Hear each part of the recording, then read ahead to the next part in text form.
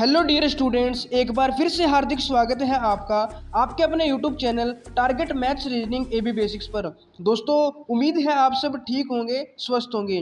दोस्तों, जैसा कि आप जानते हैं हमारे चैनल पर साइंस की क्लासेस चली हुई हैं, तो उसी कड़ी में आज हम 6th चैप्टर पढ़ेंगे जिसका नाम है कंबशन फ्लेम एंड फ्यूल्स, यानी दहन, ज्वाला एवं ईंधन। तो दोस्तों, बहुत ही इंपॉर्टेंट चैप्टर है। इस चैप्टर से 2 या 3 क्वेश्चन एग्जाम में जरूर आते हैं, तो चैप्टर को बिल्कुल ध्यान से शुरू से लेकर लास्ट तक समझना। मैं भी पूरी कोशिश करूंगा दोस्तों आपको अच्छे से समझाने की, और आपको भी पूरी कोशिश करनी है अच्छे से समझने की। तो वीडियो को शुरू से लास्ट तक बिल्कुल ध्यान से देखना ताकि आप किसी भी पॉइंट को मिस ना कर पाओ। तो दोस्तों, सबसे पहले देखते हैं कि चैप्टर में हमें कौन कौन से टॉपिक कवर करने हैं। सबसे पहले दोस्तों हम पढ़ेंगे कि कंबशन क्या होता है और कंबशन कितने टाइप का होता है। उसके बाद हम पढ़ेंगे कि कंबस्टिबल सब्सटेंस कौन से होते हैं और नॉन कंबस्टिबल सब्सटेंसेस कौन से होते हैं, यानी दहनशील और अदहनशील पदार्थ कौन से होते हैं। फिर हम पढ़ेंगे दोस्तों सपोर्टर ऑफ कंबशन, यानी दहन का सहायक। उसके बाद दोस्तों हम पढ़ेंगे इग्निशन टेम्परेचर, यानी ज्वलन ताप किसे कहते हैं, और ज्वलनशील पदार्थ कौन से होते हैं, इन्फ्लेमेबल सब्सटेंसेस कौन से होते हैं। फिर हम पढ़ेंगे दोस्तों फायर एक्सटिंग्विशर के बारे में, और साथ ही कंट्रोल ऑफ फायर, यानी आग को कैसे हम कंट्रोल कर सकते हैं। उसके बाद हम पढ़ेंगे दोस्तों फ्लेम, यानी ज्वाला क्या होती है, और स्ट्रक्चर ऑफ फ्लेम, यानी ज्वाला की संरचना कैसी होती है। फिर हम पढ़ेंगे दोस्तों फ्यूल्स के बारे में और टाइप ऑफ फ्यूल्स के बारे में। उसके बाद दोस्तों हम पढ़ेंगे कि गुड फ्यूल्स क्या होते हैं और फ्यूल्स की कैलोरीफिक वैल्यू, यानी ईंधन का ऊष्मीय मान क्या होता है। उसके बाद दोस्तों लास्ट टॉपिक में हम पढ़ेंगे harmful effects of burning fuels, यानी ईंधन को जलाने के क्या क्या हानिकारक प्रभाव हैं। तो दोस्तों, ये कुछ टॉपिक्स हैं जो हमें इस वीडियो में कवर करने हैं। तो चलिए दोस्तों वीडियो को स्टार्ट करते हैं। सबसे पहला टॉपिक है कंबशन, यानी दहन। दोस्तों, कंबशन क्या होता है? एक chemical process in which a substance reacts with oxygen to give off heat is called combustion। यानी दोस्तों एक ऐसी केमिकल प्रोसेस, एक रासायनिक प्रक्रिया जिसमें कोई पदार्थ क्या करता है, ऑक्सीजन के साथ रिएक्ट करता है, ऑक्सीजन के साथ अभिक्रिया करता है और क्या देता है, ऊष्मा देता है, उसे हम दहन कहते हैं। यानी कोई सब्सटेंस ऑक्सीजन के साथ अभिक्रिया करके ऊष्मा देता है, तो उस प्रोसेस को हम कंबशन कहते हैं। दोस्तों, अगर आप सिंपल भाषा में समझें तो किसी चीज़ को, किसी पदार्थ को ऑक्सीजन की प्रेजेंस में जलाना ही क्या कहलाता है, कंबशन कहलाता है, दहन कहलाता है। जैसे दोस्तों अगर हम कोयले को जलाएंगे तो कोयले को जब हम ऑक्सीजन की प्रेजेंस में जलाते हैं तो वो क्या देता है, गर्म हो जाता है, ऊष्मा देता है, हीट देता है। ये एक केमिकल प्रक्रिया होती है, केमिकल प्रोसेस होती है, और इसे ही हम क्या कहते हैं दोस्तों, कंबशन यानी दहन कहते हैं। अब दोस्तों जब कंबशन होती है तो जिस पदार्थ का दहन होता है, यानी कि the substance that undergoes combustion, जिस पे कंबशन होती है, तो उस पदार्थ को क्या कहते हैं दोस्तों, कंबस्टिबल कहते हैं, यानी कि दाह्य कहते हैं। तो दोस्तों जिस मतलब सब्सटेंस की क्या होती है, जिस सब्सटेंस का दहन होता है, जिसे जलाया जाता है, जिसे बर्न किया जाता है, उस सब्सटेंस को हम क्या कहते हैं दोस्तों, दाह्य यानी कि कंबस्टिबल कहते हैं। और उसे दोस्तों ईंधन भी कहते हैं, क्योंकि ईंधन को भी जलाया जाता है ऊष्मा प्राप्त करने के लिए, तो उस सब्सटेंस को हम ईंधन भी कहते हैं। और दोस्तों ईंधन है जो, वो 3 टाइप के होते हैं। ईंधन ठोस भी हो सकते हैं, द्रव्य भी हो सकते हैं, गैस भी हो सकते हैं, यानी सॉलिड भी हो सकते हैं, लिक्विड भी हो सकते हैं और गैस भी हो सकते हैं। सॉलिड में दोस्तों जैसे कोल हो गया, यानी कोयला हो गया, ये उपले हो गए दोस्तों, या फिर वुड हो गई, ये सभी क्या है दोस्तों, सॉलिड फ्यूल्स हैं। और लिक्विड की बात करें दोस्तों, द्रव की, तो कैरोसिन हो गया, पेट्रोल हो गया, डीजल हो गया, ये सभी क्या है दोस्तों, लिक्विड फ्यूल्स हैं, यानी कि द्रव्य ईंधन है। और गैस की बात करें दोस्तों, सीएनजी हो गया, एलपीजी हो गया, ये क्या है दोस्तों, गैस ईंधन है। ठीक है, तो जो ईंधन है वो 3 टाइप के हो सकते हैं। अब कंबशन भी दोस्तों आपको समझ में आ गया है, किसी भी पदार्थ का जलना क्या कहलाता है, कंबशन कहलाता है और दहन कहलाता है। इसमें क्या उत्पन्न होती है दोस्तों, ऊष्मा उत्पन्न होती है। तो ऊष्मा क्या है इसमें, यानी हीट क्या है, उत्पन्न होती है। और दोस्तों कभी कभी क्या होता है दोस्तों, ये ऊष्मा के साथ साथ क्या होता है, लाइट भी उत्पन्न होती है, यानी कि प्रकाश भी उत्पन्न होता है। तो कभी कभी दोस्तों कंबशन के समय, दहन के समय क्या होता है, फ्लेम या फिर ग्लो या फिर लाइट भी क्या होती है, उत्पन्न होती है। लाइट भी क्या होती है दोस्तों, प्रोड्यूस होती है। जैसे दोस्तों अगर हम वुड को बर्न करते हैं, लकड़ी जलाते हैं, तो आपने देखा होगा उसमें फ्लेम भी, यानी कि एक ज्वाला भी उत्पन्न होती है। लकड़ी की जो लो होती है आग की, वो भी उत्पन्न होती है, लेकिन जब हम चारकोल को जलाते हैं दोस्तों, चारकोल में क्या है, ज्वाला उत्पन्न नहीं होती, वो सिर्फ क्या प्रोड्यूस करता है, सिर्फ हीट प्रोड्यूस करता है। तो मैक्सिमम जो सब्सटेंसेस हैं वो दोनों हीट और लाइट दोनों प्रोड्यूस करते हैं, लेकिन किसी किसी सब्सटेंस में सिर्फ हीट ही प्रोड्यूस होती है। तो आपको याद रखना है, अगर क्वेश्चन आया कि कंबशन से यानी दहन से क्या क्या उत्पन्न हो सकता है, प्रकाश और ऊष्मा, या दोनों में से कोई नहीं, तो प्रकाश हो सकता है और जो मतलब हीट है उसमें है वो भी उत्पन्न हो सकती है। तो ये था दोस्तों कंबशन के बारे में। अब हम पढ़ेंगे दोस्तों कि कंबस्टिबल सब्सटेंसेस कौन से होते हैं और नॉन कंबस्टिबल सब्सटेंसेस कौन से होते हैं, यानी दहनशील पदार्थ कौन से होते हैं और अदहनशील पदार्थ कौन से होते हैं। दोस्तों वैसे तो नाम से ही पता चल रहा है, combustible substances, the substances which burn in air or oxygen are called combustible substances. यानी दोस्तों ऐसे सब्सटेंसेस जो कि एयर में या फिर हवा में बर्न हो जाते हैं यानी कि जल जाते हैं, उन्हें हम कंबस्टिबल सब्सटेंसेस कहते हैं, यानी दहनशील पदार्थ कहते हैं, जो कि अब हवा में या फिर ऑक्सीजन में क्या हो जाते हैं दोस्तों, जल जाते हैं, यानी जिनका दहन हो जाता है उन्हें हम दहनशील पदार्थ कहते हैं, जिनका कंबशन हो जाता है उन्हें कंबस्टिबल सब्सटेंसेस कहते हैं। जैसे दोस्तों पेट्रोल हो गया, एलपीजी, केरोसिन, वुड वगैरह, ये सभी दोस्तों जल जाते हैं, तो इन्हें हम कम्बस्टिबल सब्सटेंसेज कहते हैं। और नॉन कम्बस्टिबल दोस्तों बिल्कुल इसका विपरीत हो जाएगा, उल्टा हो जाएगा। The substances which do not burn in air or oxygen are called non combustible substances.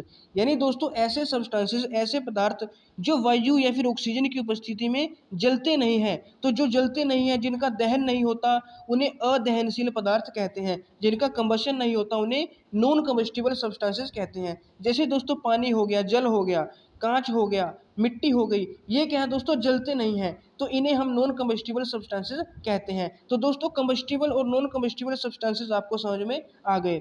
अब दोस्तों दहन के लिए यानी कंबशन के लिए कुछ नेसेसरी कंडीशंस होती हैं, अगर ये कंडीशंस फुलफिल होंगी तभी कोई सब्सटेंस दहन हो सकता है, यानी तभी दहन हो सकती है, कंबशन जो प्रोसेस है वो हो सकती है। सबसे पहली कंडीशन क्या है दोस्तों, presence of A combustible substance, यानी दहनशील पदार्थ की उपस्थिति। दोस्तों अगर दहन करना है यानी कंबशन प्रोसेस होनी है, किसी चीज़ का जलना है, तो उसके लिए कोई पदार्थ भी तो होना चाहिए, दहनशील पदार्थ होना चाहिए, तभी तो कंबशन होगा, दहन होगा। तो सबसे पहली कंडीशन तो यही है कि क्या होना चाहिए, दहनशील पदार्थ होना चाहिए, कोई कंबस्टिबल जो सब्सटेंस है वो होना चाहिए। उसके बाद दूसरी कंडीशन क्या है दोस्तों, presence of supporter of combustion, यानी दहन में सहायक की उपस्थिति। यानी दोस्तों दहनशील पदार्थ तो हमने ले लिया, अब क्या होना चाहिए, कंबशन में सपोर्टर की भी प्रेजेंस होनी चाहिए, यानी कि सहायक भी होना चाहिए। सहायक होता है दोस्तों ऑक्सीजन, जब भी किसी चीज़ का दहन होता है तो उसमें ऑक्सीजन की मतलब ऑक्सीजन उसमें सहायता करता है, जलने में ऑक्सीजन सहायता करता है। तो ऑक्सीजन क्या है दोस्तों, स्पोर्टर ऑफ कंबशन है, जिसे हम आगे यहाँ पे भी पढ़ेंगे। उसके बाद दोस्तों जो थर्ड कंडीशन है वो क्या है दोस्तों, heating the combustible substance to its ignition temperature और अटेन ऑफ इग्निशन टेम्परेचर। यानी दोस्तों जो दहनशील पदार्थ है उसका दहन कब होगा, जब उसका ताप है वो ज्वलन ताप के इक्वल हो जाएगा या उससे ज़्यादा हो जाएगा। यानी किसी भी सब्सटेंस का दहन तब होगा जब उसका तापमान, उसका टेम्परेचर उसके इग्निशन टेम्परेचर के बराबर या उससे ज़्यादा हो जाएगा। अब दोस्तों इग्निशन टेम्परेचर क्या होता है, इसे भी हम आगे पढ़ने वाले हैं। तो दोस्तों तीन कंडीशंस आपको याद रखनी है। सबसे पहला दहनशील पदार्थ होना चाहिए, उसके बाद जो मतलब सहायक है, सपोर्टर है, उसकी उपस्थिति होनी चाहिए, और तीसरा दोस्तों जो टेम्परेचर है वो इग्निशन टेम्परेचर के बराबर या उससे ज़्यादा होना चाहिए। यानी जो दहनशील पदार्थ है उसको हमें ज्वलन ताप तक गर्म करना पड़ेगा। अब दोस्तों जो हम पढ़ रहे थे कि सपोर्टर क्या होता है, सपोर्टर ऑफ कंबशन, दहन का सहायक, ए substance which helps in combustion is called supporter of combustion. यानी वह पदार्थ जो जलाने में सहायक है, जलाने में सहायक है, हेल्प करता है कंबशन में, उसे ही हम क्या कहते हैं दोस्तों, सपोर्टर ऑफ कंबशन कहते हैं, दहन का सहायक कहते हैं। तो कौन सा है सपोर्टर ऑफ कंबशन, ऑक्सीजन। तो ये याद रख लेना दोस्तों, बहुत ही ज़्यादा इंपॉर्टेंट है कि कौन सी ऑप्शन देंगे, आप में चार ऑप्शन देंगे कि निम्नलिखित में से कौन सा ऑक्सीजन और मतलब कार्बन डाइऑक्साइड या कोई भी चार ऑप्शन देंगे कि उनमें से कौन सा दहन का सहायक है, सपोर्टर ऑफ कंबशन है। तो ऑक्सीजन है दोस्तों, वो क्या है, दहन का सहायक है। इसी के अगर ऑक्सीजन की प्रेजेंस नहीं होगी तो कोई भी चीज़ जल नहीं सकती, उसका दहन नहीं हो सकता। तो दहन के लिए ऑक्सीजन बहुत ही ज़्यादा मतलब सहायक है। उसके बाद दोस्तों आपने देखा होगा दोस्तों, जब किसी व्यक्ति के कपड़े में आग लग जाती है तो उस आग को बुझाने के लिए क्या करते हैं, उसके चारों तरफ कंबल ढक देते हैं, कंबल डाल देते हैं और कंबल डालकर आग बुझाते हैं। अब कंबल डालने से क्या होता है दोस्तों, जो वायु की आपूर्ति है यानी एयर की सप्लाई है वो कट हो जाती है, वो रुक जाती है। तो एयर की सप्लाई बंद हो गई, यानी कि जो कपड़े हैं उनको क्या नहीं मिली दोस्तों, हवा नहीं मिली, उनको वायु नहीं मिली, ऑक्सीजन नहीं मिली। तो ऑक्सीजन की सप्लाई बंद हो गई तो मतलब दहन रुक गया और जिसके कारण आग बुझ जाती है। तो ऑक्सीजन की सप्लाई बंद करने से दोस्तों जो दहन है उसे रोका जा सकता है, और ऑक्सीजन की अगर कमी नहीं होगी, मतलब ऑक्सीजन होगी तभी दहन हो सकता है। तो ये पॉइंट आपको बिल्कुल अच्छे से याद रखना है। अब दोस्तों हम पढ़ रहे थे इग्निशन टेम्परेचर के बारे में। तो इग्निशन टेम्परेचर यानी ज्वलन ताप क्या होता है दोस्तों, वह न्यूनतम ताप जिस पर कोई पदार्थ जलने लगता है उसका ज्वलन ताप कहलाता है। यानी दोस्तों एक ऐसा मिनिमम टेम्परेचर जिस पर कोई भी सब्सटेंस है वो क्या करता है, मतलब फायर को कैच करता है, यानी कि आग को पकड़ता है, जलने लग जाता है। वह टेम्परेचर उस पदार्थ का क्या कहलाता है दोस्तों, इग्निशन टेम्परेचर या फिर ज्वलन ताप कहलाता है। दोस्तों किसी भी सब्सटेंस को जलाने के लिए एक टेम्परेचर पे उसको हीट करना पड़ता है, एक मिनिमम टेम्परेचर होता है। जब उस मिनिमम टेम्परेचर तक हम किसी सब्सटेंस को हीट करेंगे तभी वो सब्सटेंस है जो जलेगा, तभी वो क्या करेगा, उसमें आग लगेगी, वो जल जाएगा। तो वो जो मिनिमम टेम्परेचर है, उसी मिनिमम टेम्परेचर को जहाँ पे वो जलना स्टार्ट कर देता है, उसी मिनिमम टेम्परेचर को हम ज्वलन ताप या इग्निशन टेम्परेचर कहते हैं। तो दोस्तों इग्निशन टेम्परेचर आपको पता चल गया। यहाँ पे क्या लिखा है दोस्तों, a combustible substance can not catch fire if its temperature is lower than ignition temperature. यानी दोस्तों अगर किसी भी कंबस्टिबल सब्सटेंस का टेम्परेचर इग्निशन टेम्परेचर से कम होगा, यानी किसी भी जो दहनशील पदार्थ है उसका ज्वलन ताप, जो मतलब उसका जो ताप है ज्वलन ताप से कम होगा, उसका टेम्परेचर इग्निशन टेम्परेचर से कम होगा तो वो जलेगा नहीं, यानी कि कंबशन नहीं होगा, उसका दहन नहीं होगा। तो दहन के लिए दोस्तों जो इग्निशन टेम्परेचर है वो मतलब अटेन करना बहुत ही ज़रूरी है। किसी भी सब्सटेंस को इग्निशन टेम्परेचर तक गर्म करना बहुत ही आवश्यक है अगर दहन करवाना है। अब दोस्तों आपने देखा होगा, जो एक कागज़ का टुकड़ा होता है, पीस ऑफ पेपर होता है, अगर हम उसके पास एक माचिस की तिल्ली जलाकर ले जाएं तो वो आसानी से आग पकड़ सकता है और जल जाता है कमरे के ताप पर, रूम टेम्परेचर पर। लेकिन दोस्तों जब आप किसी लकड़ी को जलाते हो उसी तिल्ली की मदद से, लेकिन लकड़ी नहीं जलती, क्योंकि जो कागज़ है दोस्तों उसका इग्निशन टेम्परेचर कम है, उसे बहुत ही कम टेम्परेचर चाहिए जलने के लिए। लेकिन जो लकड़ी है उसे थोड़ा ज़्यादा टेम्परेचर चाहिए जलने के लिए, इसीलिए माचिस की तिल्ली से लकड़ी तो नहीं जलती लेकिन कागज़ जल जाता है। तो हर पदार्थ का, हर सब्सटेंस का अपना अपना इग्निशन टेम्परेचर होता है, कुछ का कम होता है, कुछ का ज़्यादा होता है। तो जलने के लिए इग्निशन टेम्परेचर तक हीट करना बहुत ही आवश्यक है। अब दोस्तों कागज़ तो जल गया दोस्तों, माचिस की तिल्ली थे, लेकिन use of kerosene oil to burn wood और कोल, यानी लकड़ी या कोयले को जलाने के लिए किसका यूज़ किया जाता है दोस्तों, केरोसिन का यूज़ किया जाता है। क्योंकि जो वुड है, लकड़ी है, उनका इग्निशन टेम्परेचर थोड़ा हाई होता है, ज़्यादा होता है, वो आसानी से मतलब कम हीट पे नहीं जलते। तो हम क्या करते हैं दोस्तों, जो लकड़ी है या फिर कोल है, कोयला, उसे जलाने के लिए क्या करते हैं, उसके ऊपर केरोसिन छिड़क देते हैं। केरोसिन का जो तेल है उसे उसके ऊपर छिड़क देते हैं, क्योंकि केरोसिन का भी दोस्तों इग्निशन टेम्परेचर बहुत ही लो होता है, केरोसिन भी बहुत जल्दी जल जाता है, माचिस की तिल्ली से जल जाता है। या फिर हम क्या करते हैं दोस्तों, जो कोयला है या लकड़ी है उसमें कागज रख देते हैं, बहुत सारे कागज के टुकड़े, कागज को जलाते हैं या फिर केरोसिन छिट जो मतलब तेल है उसको छिड़केंगे, उसको जलाएंगे। तो जब वो केरोसिन जलेगा या कागज जलेंगे तो क्या होगा, टेम्परेचर बढ़ेगा। तो एक टाइम ऐसा आएगा दोस्तों जो टेम्परेचर बढ़ के जो कोयला है और वुड है उसके इग्निशन टेम्परेचर के बराबर हो जाएगा, उससे ज़्यादा हो जाएगा। तो जैसे ही टेम्परेचर कोयला या फिर जो वुड है उसके इग्निशन टेम्परेचर से ज़्यादा उसके पास पहुंचेगा तो कोयला भी जलने लगेगा और लकड़ी भी जलने लगेगी। तो इसीलिए दोस्तों कोयले को या फिर लकड़ी को जलाने के लिए क्या करते हैं, केरोसिन है जो वो छिड़क देते हैं या फिर उसमें कागज रख देते हैं। तो उससे क्या होता है, जब केरोसिन जलेगा तो उससे जो भी हीट उत्पन्न होगी, ऊष्मा उत्पन्न होगी, उससे क्या होगा, लकड़ी भी जलने लगेगी और कोयला भी जलने लगेगा। तो इस प्रकार दोस्तों लकड़ी और कोयले को जलाया जाता है। तो दोस्तों ये आपको समझ में आ गया होगा कि इग्निशन टेम्परेचर वगैरह क्या होता है और क्या किस तापमान पर कोई वस्तु जलती है उसे कैसे जलाया जाता है। अब दोस्तों इनफ्लेमेबल सब्सटेंसेस पढ़ेंगे, यानी ज्वलनशील पदार्थ। दोस्तों इनफ्लेमेबल सब्सटेंसेस, ज्वलनशील पदार्थ क्या होते हैं, the substances which have very low ignition temperature and can catch fire easily with a flame are called inflammable substances. यानी दोस्तों कुछ ऐसे सब्सटेंसेस होते हैं, ऐसे पदार्थ होते हैं जिनका इग्निशन टेम्परेचर बहुत ही ज़्यादा लो होता है, बहुत ही निम्न होता है जिनका ज्वलन ताप, और वो क्या करते हैं दोस्तों, कैन कैच फायर इजीली, यानी आसानी से क्या करते हैं, आग को पकड़ सकते हैं। तो ऐसे पदार्थ दोस्तों जिनका इग्निशन टेम्परेचर कम होता है और जो आसानी से आग पकड़ सकते हैं, वो भी किसके साथ, फ्लेम के साथ, यानी ज्वाला भी उत्पन्न करते हैं।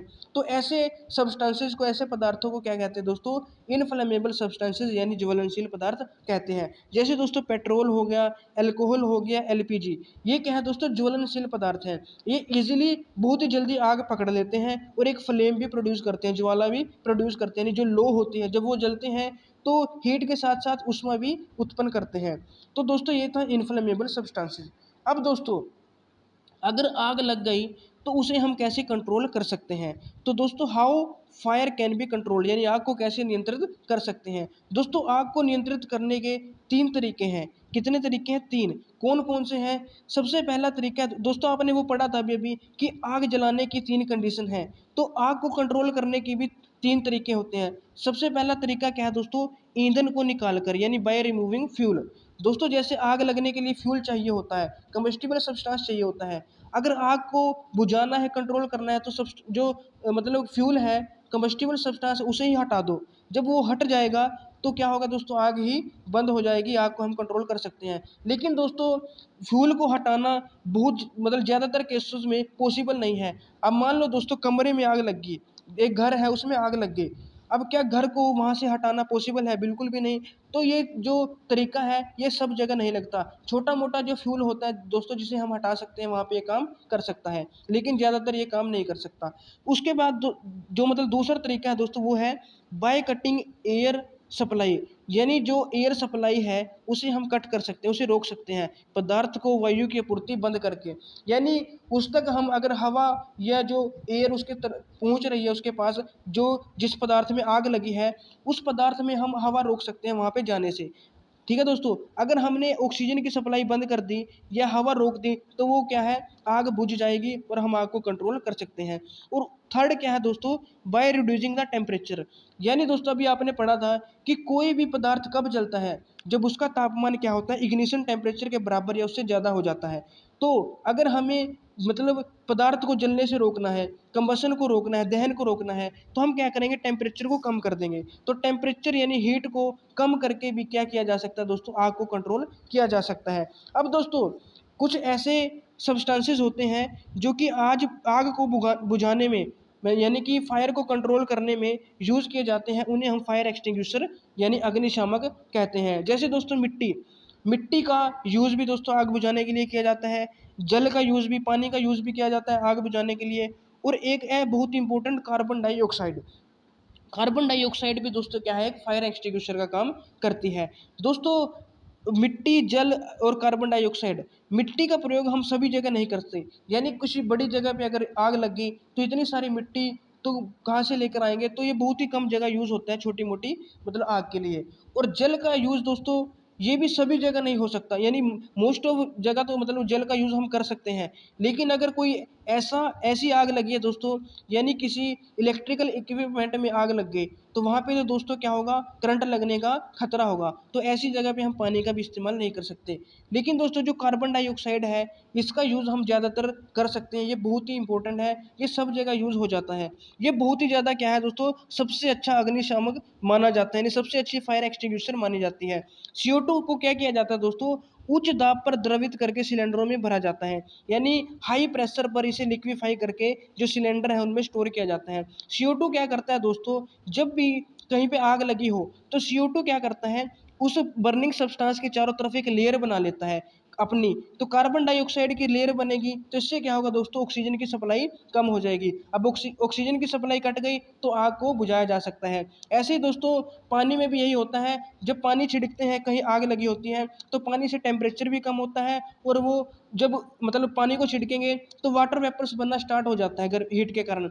वाटर वेपर्स क्या करते हैं, एक परत बना लेते हैं और ऑक्सीजन की सप्लाई को रोक देते हैं। ऐसे कार्बन डाइऑक्साइड दोस्तों टेम्परेचर को भी कम करती है क्योंकि ये ठंडी होती है। तो ये था दोस्तों फायर एक्सटिंग्विशर जो कि आग बुझाने में सहायता करते हैं। अब दोस्तों हम पढ़ेंगे टाइप्स ऑफ कंबशन, यानी दहन के प्रकार। There are various types of combustion, three important types of combustion are as follows. दोस्तों वैसे तो कई तरह के कंबशन होते हैं, लेकिन हमें तीन जो इंपॉर्टेंट है वो पढ़ने हैं। सबसे पहला है रैपिड कंबशन, यानी तीव्र दहन। नाम से ही पता चल रहा है दोस्तों, रैपिड यानी तीव्र, यानी बहुत ही जल्दी। रैपिड का मतलब होता है जल्दी। तो क्या होगा, वह दहन जिसमें कम समय पर अत्यधिक मात्रा में ऊष्मा व प्रकाश उत्पन्न होता है, तीव्र दहन कहलाता है। यानी दोस्तों ऐसा कंबशन जिसमें large amount of heat and light produce होती है, कि क्या होती है दोस्तों, बहुत ही ज़्यादा मात्रा में हीट और लाइट यानी ऊष्मा और प्रकाश उत्पन्न होता है, और वो भी बहुत ही कम समय में दोस्तों, इन ए शॉर्ट टाइम, बहुत ही कम समय में। तो ऐसा कंबशन जिसमें बहुत ही कम समय में बहुत ही ज़्यादा मात्रा में हीट और लाइट प्रोड्यूस होती है, ऐसे कंबशन को दोस्तों रैपिड कंबशन या फिर तीव्र दहन कहते हैं। दोस्तों एग्जाम्पल की बात करें तो क्या जो कैरोसिन स्टोव है, उसमें जब कैरोसिन को जलाया जाता है तो वो क्या है दोस्तों, बहुत ही जल्दी जल जाता है। तो ये भी एक रैपिड कंबशन का एग्जाम्पल है। और दोस्तों जो कुकिंग गैस होती है, एलपीजी होती है, सिलेंडर जो हम खाना बनाते हैं जिस गैस से, तो वो भी क्या है दोस्तों, उसमें भी रैपिड कंबशन होता है। जैसे आप गैस को ऑन करते हो, माचिस की तीली लगाते हो, एकदम से वो जल जाती है, तो बहुत ही कम टाइम में और बहुत ही ज़्यादा लार्ज ऑफ अमाउंट हीट भी देती है और लाइट भी देती है। तो ये रैपिड कंबशन के एग्जाम्पल है। सेकंड है दोस्तों स्पॉन्टेनियस कंबशन, यानी स्वतः प्रवर्तित दहन। स्पॉन्टेनियस कंबशन यानी स्वतः प्रवर्तित दहन, the combustion which occurs on its own without the help of any extent heat is called spontaneous combustion. यानी दोस्तों ऐसा दहन जो बिना किसी बाह्य ताप की सहायता से स्वतः आरंभ होता है, उसे हम स्वतः प्रवर्तित दहन कहते हैं। यानी दोस्तों जैसे एलपीजी को जलाया तो हमने माचिस की तिल्ली से उसको हीट दी, लेकिन दोस्तों स्पॉन्टेनियस कंबशन में क्या होता है, किसी भी एक्सटर्नल हीट की हेल्प के बिना ही जो कंबशन अपने आप होता है, उसे हम स्पॉन्टेनियस कंबशन कहते हैं।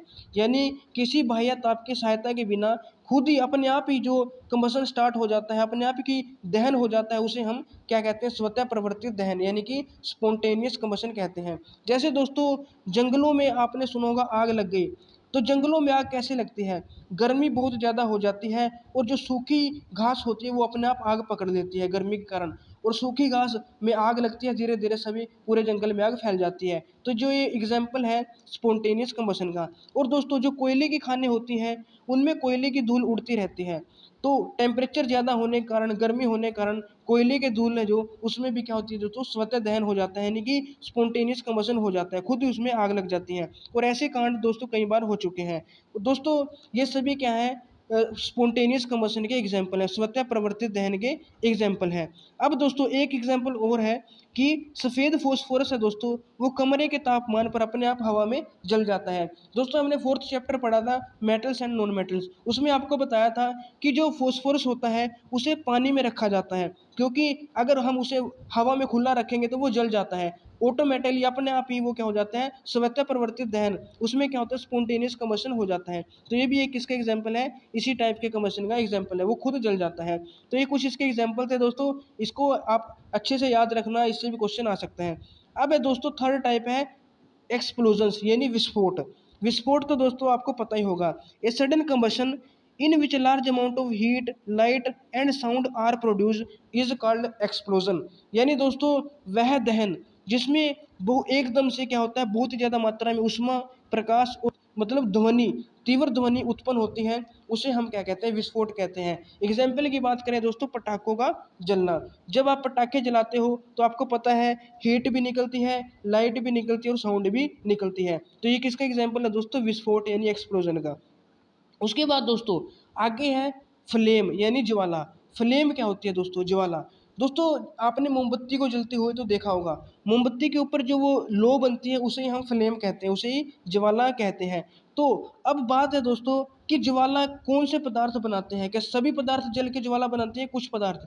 दोस्तों ज्वाला सिर्फ वही पदार्थ बनाते हैं जिनके दहन के जो कि दहन के दौरान, कंबशन के दौरान क्या होते हैं, वाष्पित हो जाते हैं, यानी कि वेपोराइज हो जाते हैं। दोस्तों कुछ सब्सटेंस हैं वो क्या होते हैं, कि जब उनको दहन मतलब उनको जलाते हैं, उनका दहन हो रहा होता है, तो वो वाष्पित हो जाते हैं, वेपोराइज़ हो जाते हैं। वेपोराइज़ का मतलब क्या है दोस्तों, जैसे पानी है, वो वाष्पित होता है, यानी कि पानी से क्या बनता है, वेपर्स बनने स्टार्ट हो जाते हैं, वो मतलब गैस बनना स्टार्ट हो जाता है। तो जो सब्सटेंसेस होते हैं वो भी वेपोराइज़ होते हैं दोस्तों, उनकी भी गैस बन जाती है, वो उड़ने लग जाते हैं हवा में। तो जो मतलब सब्सटेंसेस वेपोराइज़ होते हैं, उन्हीं की क्या बनती है दोस्तों, फ्लेम बनती है। जैसे दोस्तों केरोसिन ऑयल है, या फिर मोल्टन वैक्स है, या मोमबत्ती जो आपके सामने आपने देखा होगा, वो एग्जांपल है, फ्लेम बनती है उसमें। तो केरोसिन ऑयल को जलाते हैं, इसमें भी फ्लेम बनती है दोस्तों। मोल्टन वैक्स को जब जलाते हैं, ये भी वेपोराइज हो जाता है, इसमें भी क्या बनती है, फ्लेम बनती है।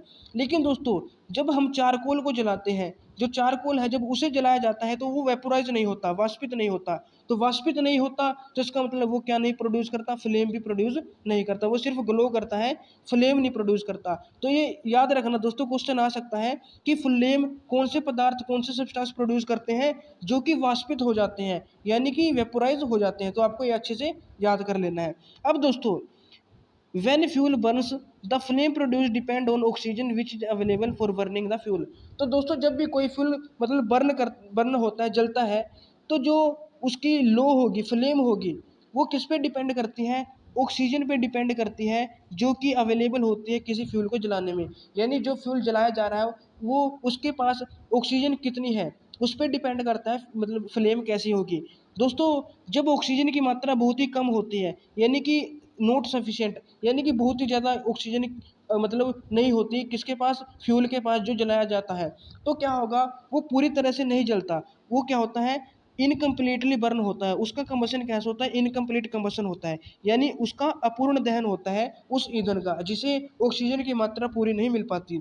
अब दोस्तों जब अपूर्ण दहन होता है, तो क्या होता है, पीली ज्वाला उत्पन्न होती है, यानी कि येलो फ्लेम उत्पन्न होती है। तो आपको याद रखना है, जब ऑक्सीजन की मात्रा कम होती है, तो ईंधन का अपूर्ण दहन होता है, यानी कि ऑक्सीजन सॉरी जो कंबशन है वो क्या होता है, इनकम्प्लीट होता है।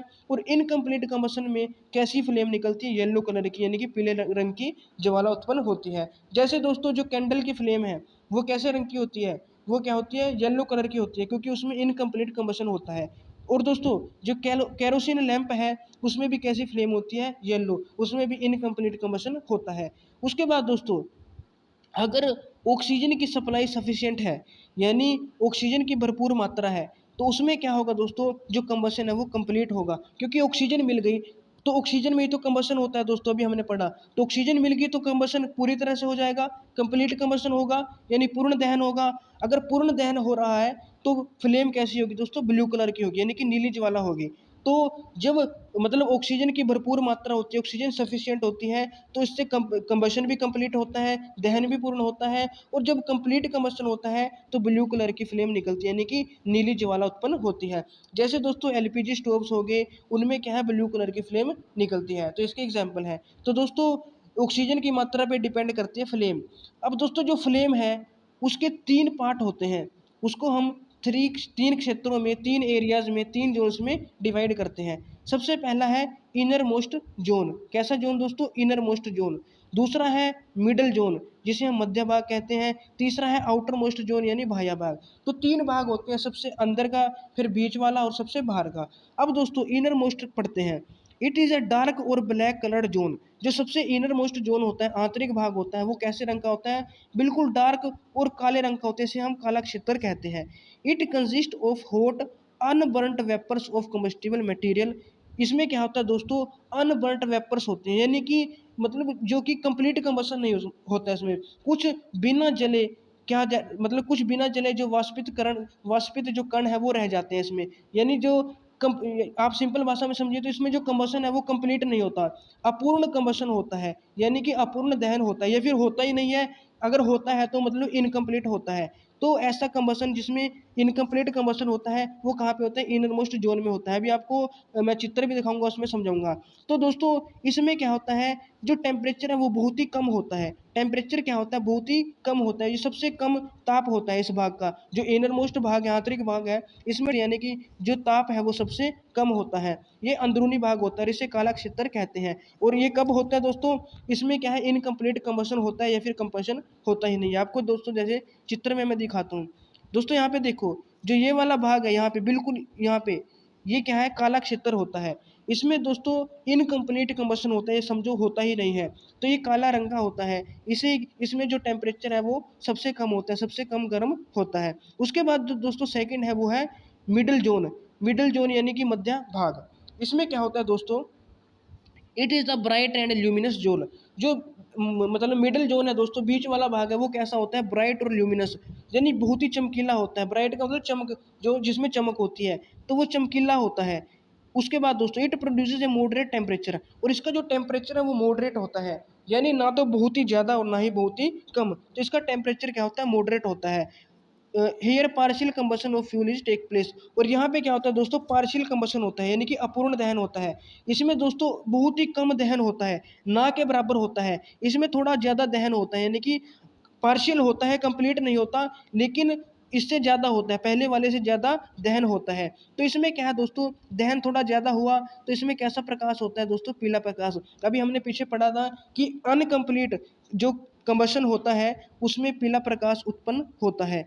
उसके बाद दोस्तों जो मतलब थर्ड है वो है आउटर मोस्ट जोन, बाह्य भाग, जो सबसे बाहर का भाग होता है। इसे हम दोस्तों नॉन ल्यूमिनस जोन कहते हैं। ये सबसे बाहरी भाग होता है। इसमें क्या होता है दोस्तों, कंप्लीट कंबशन होता है। जो सबसे बाहर का भाग होता है, आउटर मोस्ट जोन होती है, उसमें कंप्लीट कंबशन होता है। तो कंप्लीट कंबशन से दोस्तों आपके दिमाग में एक बात तो आ गई होगी कि इसकी फ्लेम कैसी होगी, ब्लू कलर की, यानी कैसी ज्वाला देगा दोस्तों, ये नीले कलर की ज्वाला देगा, क्योंकि इसका कंबशन क्या हो गया, कंप्लीट हो गया। और दोस्तों जो ये वाला भाग होता है ये सबसे ज़्यादा गर्म होता है। ये क्या होता है, सबसे हॉटेस्ट पार्ट होता है फ्लेम का, यानी इसका जो टेम्परेचर है वो सबसे हाई होता है इन तीनों में। तो दोस्तों जो बाहरी जोन है वो सबसे ज़्यादा बाहरी भाग हो गया इसका। इसमें क्या होता है, कंप्लीट कंबशन होता है, और फ्लेम कैसी होती है, ब्लू, यानी कि नीले रंग की। और ये सबसे ज़्यादा इसका टेम्परेचर होता है, सबसे ज़्यादा हॉटेस्ट पार्ट यही होता है। अब हम चित्र की मदद से समझते हैं। दोस्तों यहाँ पे देखो तीन भाग हैं। सबसे पहला ये रहा जो ब्लैक है, उसके बाद जो ये रहा मिडल में जिसमें पीले रंग का है, और जो मतलब थर्ड है आप देख सकते हैं ब्लू फ्लेम आपको साइड में नजर आ रही होगी, ये सबसे ज़्यादा गर्म होता है। जो ये ब्लैक वाला है दोस्तों, इसे काला क्षेत्र कहते हैं, तापमान सबसे कम होता है यहाँ पे, इसे आंतरिक क्षेत्र कहते हैं। और जो ये पीले वाला है दोस्तों बीच में, ये वाला, इसे हम मध्य क्षेत्र कहते हैं, मध्य भाग कहते हैं, पीले रंग का होता है, और ये भी कम गर्म होता है। ये तो सबसे कम गर्म है, ये थोड़ा कम गर्म है, मॉडरेट है, यानी इसके मुकाबले तो ज़्यादा ही होगा, क्योंकि इसमें पार्शियल कंबशन होता है। उसके बाद यानी आंशिक दहन होता है। उसके बाद दोस्तों जो सबसे ऊपर है, जो सबसे ऊपर है दोस्तों, ये वाला आपको दिख रहा होगा नीले कलर का, इसमें पूर्ण दहन होता है, कंप्लीट कंबशन होता है, और ये सबसे गर्म भाग होता है। दोस्तों क्वेश्चन आएगा दोस्तों कि सबसे गर्म भाग कौन सा होता है, बाहर वाला, बीच वाला या अंदर वाला। तो बाहर वाला सबसे गर्म, और जो बीच वाला है वो कम गर्म, और जो सबसे अंदर होगा वो सबसे गर्म, कम गर्म होता है। तो इससे भी क्वेश्चन बनता है दोस्तों, कलर भी याद रखना और इनका टेम्परेचर भी याद रखना, तो बहुत ही इंपॉर्टेंट है। अब हम पढ़ेंगे दोस्तों फ्यूल्स, यानी ईंधन क्या होता है। फ्यूल्स दोस्तों क्या होता है, वे पदार्थ जो जलने पर बिना अधिक मात्रा में अनैच्छिक पदार्थ निकाले ऊष्मा उत्पन्न करते हैं, ईंधन कहलाते हैं। A fuel may be defined as substance which supplies heat energy on burning without production of excessively undesirable side products. यानी फ्यूल किसे कहते हैं दोस्तों, वह पदार्थ जिसको जब जलाया जाता है तो वो क्या देता है दोस्तों, ऊष्मा देता है, ऊष्मा उत्पन्न करता है, और मतलब कुछ अनडिजायरेबल अनैच्छिक पदार्थ नहीं देता, जैसे धुआं हो गया, राख हो गया, ये नहीं देता। तो ऐसे सब्सटेंसेस को हम फ्यूल कहते हैं। दोस्तों लकड़ी, लकड़ी में दोस्तों धुआं होता है लेकिन बहुत कम होता है, ये हीट भी बहुत ज़्यादा देते हैं। और कोयला हो गया, एलपीजी गैस होगी, सीएनजी होगी, ये सभी क्या है दोस्तों, फ्यूल्स हैं, जिसको जलाने से हमें क्या मिलती है, हीट मिलती है, ऊष्मा मिलती है, यानी कि ऊर्जा मिलती है। तो ये क्या है दोस्तों, फ्यूल है। अब दोस्तों कुछ गुड फ्यूल्स होते हैं, और गुड फ्यूल्स के कुछ करेक्टरिस्टिक्स होती हैं, इनकी कुछ क्वालिटीज़ होती हैं कि हम किस फ्यूल को गुड कहेंगे। तो ये गुण है दोस्तों, इसको अच्छे से समझना। दोस्तों जो गुड फ्यूल्स होते हैं वो रीडीली अवेलेबल होते हैं, यानी कि आसानी से उपलब्ध हो जाते हैं। तो जो फ्यूल आसानी से उपलब्ध हो जाता है वो गुड फ्यूल होता है। दूसरा दोस्तों, जो गुड फ्यूल होते हैं वो सस्ते होते हैं, चीप होते हैं, तो ये भी आपको याद रखना है। थर्ड है दोस्तों, Burns easily in air at moderate rate, यानी वायु में सामान्य दर से सुगमतापूर्वक जलता है। दोस्तों जो गुड फ्यूल है वो क्या है, एयर में बिल्कुल मॉडरेट रेट पे जलता है, यानी एक मतलब सुगमतापूर्वक जलता है। यानी कि इसका मतलब क्या दोस्तों, ये भी नहीं कि एकदम आग पकड़ ली, ये बिल्कुल लेट आग पकड़ रहा है, यानी एक सामान्य दर से चलता है। जैसे दोस्तों कोई गाड़ी है, एक समान स्पीड से चल रही है। एक तो ये दोस्तों कभी स्पीड ज़्यादा कर दी, कभी कम कर दी, कभी ज़्यादा कभी कम, तो ये तो हो गया दोस्तों मतलब कम ज़्यादा। मॉडरेट का मतलब है कि एक बिल्कुल एक ही स्पीड से चल रही है, जैसे 50 किलोमीटर प्रति घंटा। तो इसका मतलब यही है कि दोस्तों एक मॉडरेट रेट से कोई चीज़ जल रही है, उसे उसे हम क्या कहेंगे, गुड फ्यूल कहेंगे। तो ये गुड फ्यूल की क्वालिटी होती है कि जो गुड फ्यूल है वो मॉडरेट रेट पे बर्न करता है, यानी कि जलता है। फोर्थ क्वालिटी क्या है दोस्तों, produces a large amount of heat, यानी जो गुड फ्यूल होता है वो large amount of heat produce करता है, यानी बहुत ही अधिक मात्रा में ऊष्मा है जो उत्पन्न करता है। अब दोस्तों जो पदार्थ, जो सब्सटेंस या जो फ्यूल अधिक मात्रा में ऊष्मा उत्पन्न करता है, तो इसका मतलब उसकी जो कैलोरीफिक वैल्यू है वो हाई होती है। कैलोरीफिक वैल्यू दोस्तों आगे पढ़ेंगे, तो लेकिन अभी इतना समझो कि जो जितनी ज़्यादा हीट देगा उसकी कैलोरीफिक वैल्यू उतनी ही ज़्यादा होगी।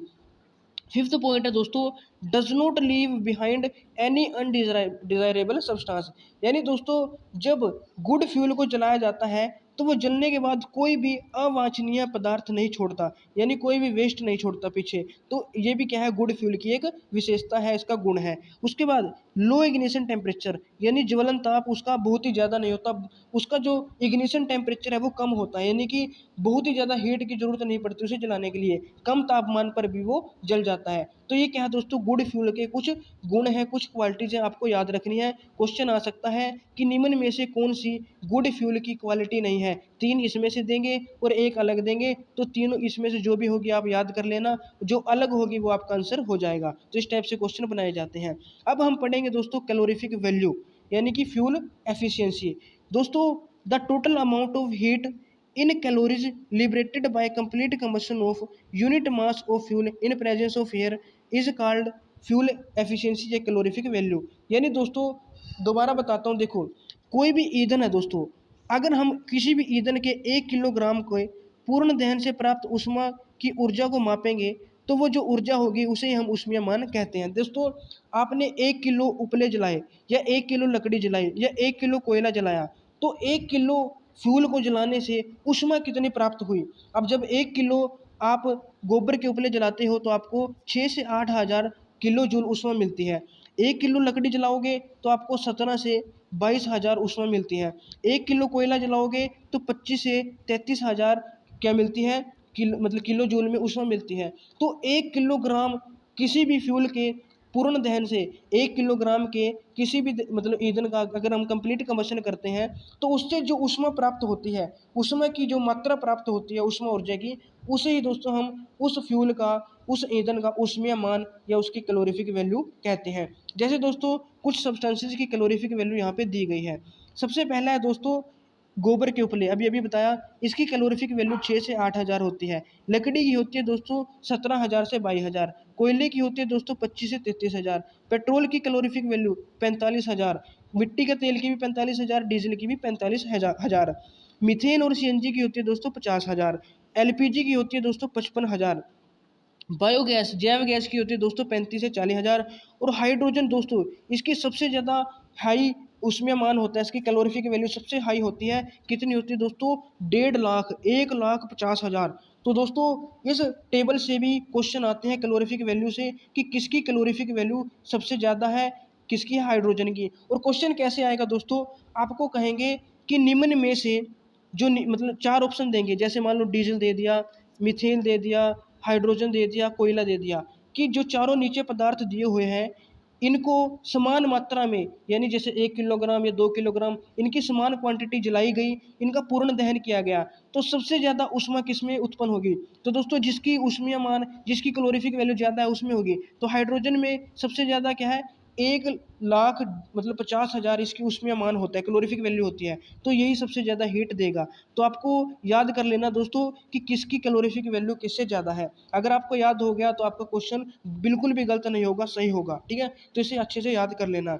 अब दोस्तों नेक्स्ट टॉपिक है burning of fuels leads to harmful products, यानी दोस्तों जब हम जो फ्यूल्स हैं उनको जलाते हैं, बर्न करते हैं, तो कुछ हार्मफुल प्रोडक्ट्स वो उत्पन्न करते हैं, हानिकारक उत्पाद उत्पन्न करते हैं। क्या लिखा है दोस्तों, ईंधन के अत्यधिक उपभोग के कारण इससे उत्पन्न उत्पादों का वातावरण पर हानिकारक प्रभाव पड़ता है।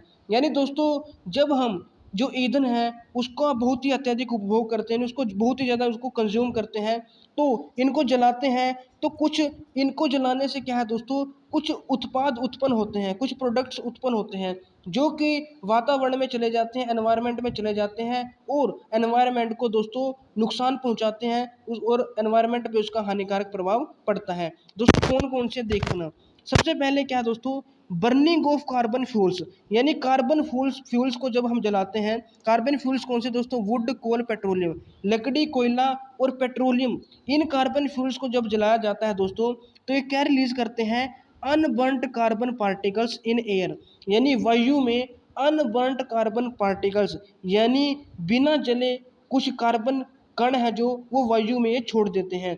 जैसे दोस्तों आपने देखा होगा जब लकड़ी को जलाया जाता है तो धुआं निकलता है थोड़ा, हाँ, तो वो जो धुआं है दोस्तों उसमें कुछ ऐसे पार्टिकल्स होते हैं जो पूरी तरह से जलते नहीं है और वो क्या है वातावरण में चले जाते हैं। और दोस्तों जो ये पार्टिकल्स होते हैं जो वातावरण में चले गए इन मतलब कार्बन फ्यूल्स को जलाने से, ये बहुत ही ज़्यादा डेंजर होते हैं दोस्तों, खतरनाक प्रदूषक होते हैं, डेंजरस पोल्यूटेंट्स होते हैं। और ये क्या करते हैं दोस्तों, इनसे बहुत सारी रेस्पिरेटरी डिसीजेज होती हैं, जैसे मतलब अस्थमा होगी, दमा, ऐसे श्वास रोग इनसे होते हैं।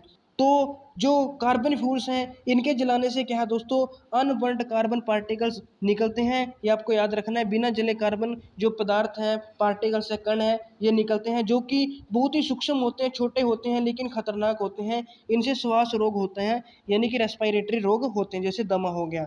सेकंड है दोस्तों, incomplete combustion of carbon fuels, अगर दोस्तों इन कार्बन फ्यूल्स का इनकम्प्लीट कंबशन हुआ तो क्या होगा दोस्तों, ये कार्बन मोनोऑक्साइड गैस निकलते हैं, मतलब छोड़ते हैं। दोस्तों बहुत इंपॉर्टेंट गैस है कार्बन मोनोऑक्साइड, इसका फॉर्मूला है CO, कार्बन डाइऑक्साइड का होता है CO2, डाई का मतलब टू, तो डाइऑक्साइड में टू आता है, मोनो का मतलब होता है एक, तो CO आता है, अकेला O आता है CO। तो कार्बन मोनोऑक्साइड दोस्तों बहुत ही पॉइजनस गैस होती है, बहुत ही विषैली गैस है, जहरीली गैस है। दोस्तों ये कब प्रोड्यूस होती है, जब किसी भी कार्बन फ्यूल का इनकम्प्लीट कंबशन होता है। याद रखना दोस्तों, जब किसी कार्बन ईंधन का अपूर्ण दहन होता है, यानी कि वो कंप्लीटली बर्न नहीं होता, तो कार्बन मोनोऑक्साइड गैस निकलती है जो कि बहुत ही ज़्यादा पॉइजनस, बहुत ही ज़्यादा जहरीली होती है। और दोस्तों इससे क्या है दोस्तों, मनुष्य की मौत भी हो सकती है। कहते हैं दोस्तों जिस कमरे में जो कोयला वगैरह है या लकड़ी जलाई जाती है उसमें सोना नहीं चाहिए, तो क्योंकि उससे जो गैस निकलती है, अगर वो इनकम्प्लीट कंबशन हुआ दोस्तों तो कार्बन मोनोऑक्साइड गैस निकलेगी और सोते सोते ही मनुष्य की मृत्यु हो जाएगी, ये बहुत ही जहरीली गैस होती है। तो याद रखना दोस्तों, इससे भी क्वेश्चन पहले आया है और आगे भी आने की संभावना है। ये जितने भी टॉपिक दोस्तों लास्ट में हैं इनसे क्वेश्चन पहले आ चुके हैं हर टॉपिक से, और आगे भी दोस्तों आने की संभावना है, तो ध्यान से समझते जाओ। उसके बाद थर्ड है दोस्तों, burning of most fuels releases carbon dioxide into air. दोस्तों ज़्यादातर फ्यूल्स को जब हम जलाते हैं तो CO2 गैस रिलीज होती है, कार्बन डाइऑक्साइड हवा में रिलीज होती है। कार्बन डाइऑक्साइड क्या करती है दोस्तों, जो वातावरण है उसका टेम्परेचर इंक्रीज कर देती है, जो मतलब धरती है, एटमॉस्फेयर है, उसके टेम्परेचर को बढ़ा देती है। और टेम्परेचर को बढ़ाने से क्या होता है दोस्तों, ग्लोबल वार्मिंग होती है, विश्व उष्णन होता है। यानी कि मतलब जब फ्यूल्स हैं उनको जलाते हैं तो कार्बन डाइऑक्साइड गैस निकलती है, वो कार्बन डाइऑक्साइड क्या करती है दोस्तों, टेम्परेचर को इंक्रीज कर देती है, और टेम्परेचर का इंक्रीज होना ही ग्लोबल वार्मिंग कहलाता है। क्वेश्चन क्या आएगा दोस्तों कि ग्लोबल वार्मिंग के लिए कौन सी गैस उत्तरदायी होती है, किस गैस के कारण ग्लोबल वार्मिंग होती है, कार्बन डाइऑक्साइड CO2। कई बार दोस्तों कार्बन डाइऑक्साइड नहीं लिखा होगा, सिर्फ CO2 लिखा होगा, तो आपको समझ जाना है ये कार्बन डाइऑक्साइड है। फोर्थ पॉइंट क्या है दोस्तों, एक और बहुत important point, burning of coal and diesel releases sulphur dioxide. दोस्तों कोल और डीजल जब इनको जलाया जाता है तो ये कौन सी गैस रिलीज करते हैं, sulphur dioxide, SO2, sulphur dioxide. It is extremely suffocating and corrosive gas. दोस्तों बहुत ही ज़्यादा दम घोटू और संक्षारक होती है, यानी कि दम घुटता है दोस्तों इस गैस से, तो ये भी खतरनाक गैस है SO2, सल्फर डाइऑक्साइड। कब रिलीज होती है, जब कोयले को या फिर डीजल को जलाया जाता है। दोस्तों ये क्या करती है, हमारे जो लंग्स हैं, फेफड़े हैं, उसके लिए बहुत ही ज़्यादा हानिकारक है, फेफड़ों को नुकसान पहुंचाती है, तभी दम घुटता है। दोस्तों इसके अलावा जो पेट्रोल इंजन है, पेट्रोल इंजन क्या करता है, नाइट्रोजन के गैसीय ऑक्साइड छोड़ते हैं। जो पेट्रोल इंजन है वो क्या बनाता है दोस्तों, nitrogen oxide, NO2, nitrogen dioxide. जो डीजल और कोल है ये सल्फर डाइऑक्साइड रिलीज करते हैं, लेकिन पेट्रोल के इंजन है जो वो नाइट्रोजन डाइऑक्साइड गैस छोड़ते हैं। और ये दोनों गैस मिलके सल्फर डाइऑक्साइड और नाइट्रोजन डाइऑक्साइड ये क्या करती हैं, जो वर्षा जल होता है यानी रेन वाटर है उसके साथ मिल जाती है, जो रेन वाटर है उसके साथ ये मिल जाती हैं। और दोस्तों जब ये दोनों गैसें कौन कौन सी दोस्तों, SO2 सल्फर डाइऑक्साइड और NO2 यानी कि नाइट्रोजन डाइऑक्साइड, ये दोनों गैसें किसके साथ मिल जाती हैं दोस्तों, पानी के साथ, जो वर्षा जल होता है रेन वाटर है उसके साथ मिल जाती है। और दोस्तों क्या बनाती है, एसिड बनाती हैं। एक तो बनता है दोस्तों सल्फ्यूरिक एसिड और एक बनता है नाइट्रिक एसिड, यानी कि अम्ल बनाती है, हिंदी में अम्ल कहते हैं और इंग्लिश में कहते हैं एसिड। तो जो ये क्या करती है, वर्षा जल के साथ मिलकर एसिड बनाती है। तो जब वर्षा होती है दोस्तों वो कैसी वर्षा होती है, अम्लीय वर्षा होती है, एसिड रेन होती है। तो ऐसी रेन को ही हम क्या कहते हैं, एसिड रेन कहते हैं। दोस्तों क्वेश्चन पहले भी आ चुका है कि एसिड रेन के लिए कौन कौन सी गैस उत्तरदायी है।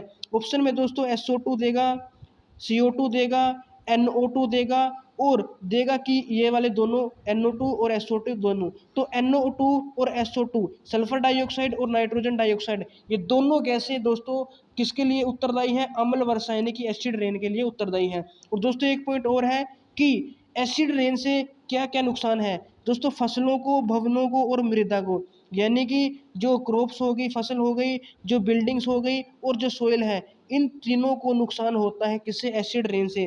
दोस्तों आपने देखा होगा ताजमहल वाइट रंग का था, वाइट कलर का था जब बना था, लेकिन अब उसका रंग क्या है, पीला पीला सा हो गया है, किसके कारण, एसिड रेन के कारण। तो अगर आपसे पूछे कि ताजमहल का रंग है जो वो किसके कारण खराब हो चुका है, एसिड रेन के कारण वो खराब हो चुका है। तो बिल्डिंग का नुकसान होता है एसिड रेन के कारण, फसलों का नुकसान होता है और मिट्टी का भी नुकसान होता है दोस्तों, मिट्टी के लिए भी हानिकारक है एसिड रेन। तो दोस्तों बहुत ही ज़्यादा इंपॉर्टेंट है, इसको याद रखना। तो दोस्तों ये था हमारा टॉपिक जो कि ख़त्म हो गया है, लेकिन एक पॉइंट है उससे पहले, क्या है, जो डीजल है और पेट्रोल है इसकी जगह दोस्तों आजकल क्या यूज़ किया जा रहा है, CNG कंप्रेस्ड नेचुरल गैस। और दोस्तों CNG है जो वो किसकी जगह यूज़ की जा रही है, डीजल और पेट्रोल की जगह, क्योंकि डीजल और पेट्रोल आपने देख लिया कितने ज़्यादा हानिकारक है। लेकिन जो CNG है दोस्तों ये क्या है, मतलब बहुत ही कम मात्रा में हार्मफुल प्रोडक्ट रिलीज करती है, ये इनके कंपैरिजन में बहुत ही अच्छी है, ये मतलब नुकसानदायक नहीं है। तो CNG यूज़ की जा रही है इनकी जगह। तो क्वेश्चन आ सकता है कि डीजल और पेट्रोल की जगह किस गैस को यूज़ किया जा रहा है, मतलब प्रदूषण से बचने के लिए, तो CNG का। तो ये आपको याद रखना है। तो दोस्तों ये आज का जो टॉपिक है, चैप्टर है, वो ख़त्म हो गया है। उम्मीद है दोस्तों आपको बहुत कुछ समझ में आया होगा। दोस्तों अगर आपको उस चैप्टर से कुछ भी समझ में आया हो तो प्लीज़ इसे लाइक करें और शेयर ज़रूर कीजिएगा दोस्तों। और दोस्तों अगर अभी तक आपने हमारे चैनल को सब्सक्राइब नहीं किया तो चैनल को सब्सक्राइब करने के बाद बेल आइकन जरूर प्रेस कर लेना। उससे क्या होगा दोस्तों, जब भी हम नेक्स्ट वीडियो अपलोड करेंगे तो उसकी नोटिफिकेशन आपके पास सबसे पहले पहुंच जाएगी। तो दोस्तों मिलते हैं एक और नई वीडियो में, तब तक के लिए जय हिंद, जय भारत।